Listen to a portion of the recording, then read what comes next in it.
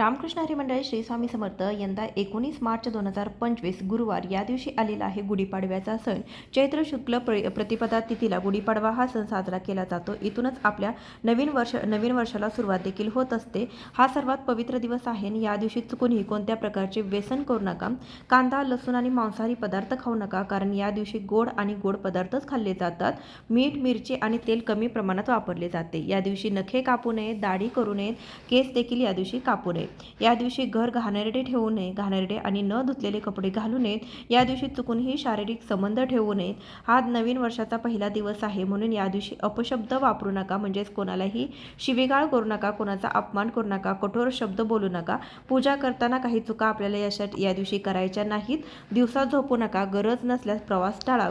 गुढीला काळ्या रंगाची साडी नेसवू नका। सविस्तर व्हिडिओ चॅनलवरती आहे, त्यामध्ये योग्य ती माहिती देण्याचा प्रयत्न केलेला आहे। खाली लिंक दिलेली आहे, नक्की